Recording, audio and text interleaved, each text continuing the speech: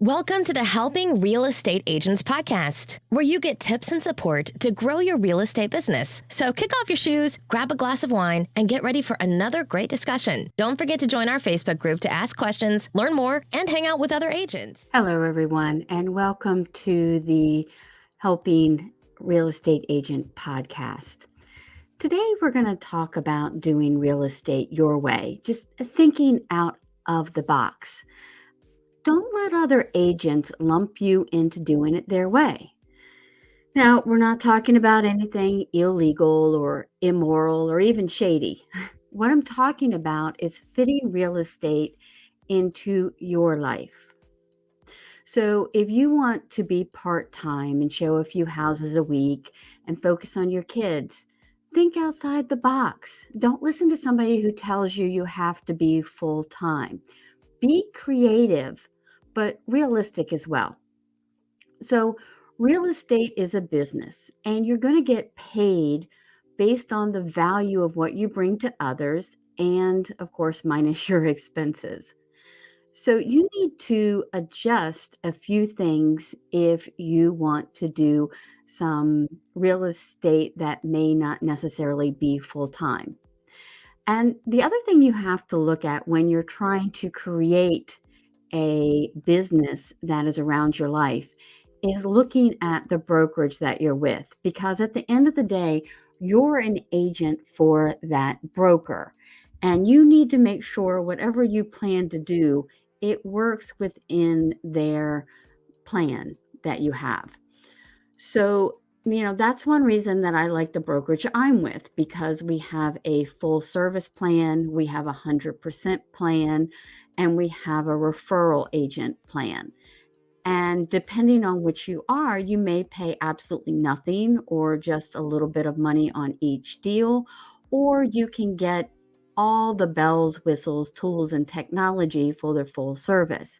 But you can stay with the same brokerage and make it work for you and where you are in that stage of your life.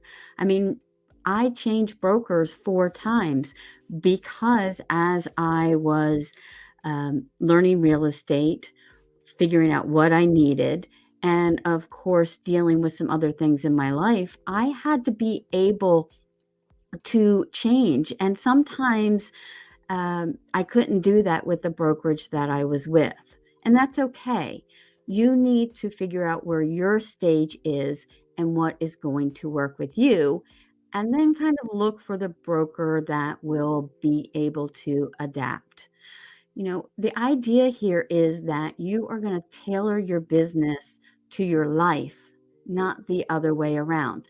That's one of the reasons I love real estate. There's a million ways to do it. And at this point in my career, training has taken a huge part of it. Training and coaching and mentoring and marketing for leads for my team. That's the role that I've taken because that's what I decided I wanted to do after I spent a year of my life last year fighting cancer. I'm past all that now, but I wanted to be able to bring this first reissuing podcast back to you all and say, what I've done, my past careers in real estate were for me, and I was able to take that real estate license and tailor it to where I was in my life. So, for example, I started off as a regular agent and then running a small team when my daughter became chronically ill about 4 or 5 years ago. I became a transaction coordinator with my license and launched a transaction coordination company and then sold that. At certain points in my life, I was a broker to over 100 agents, a licensed real estate instructor. I own a real estate school. The director of the local realtor board. I'm the director of training for a real estate agency brokerage. So I do a lot of stuff, but I've tweaked it over the years and I've been able to make it work for what I needed in my life. All of it with that one license.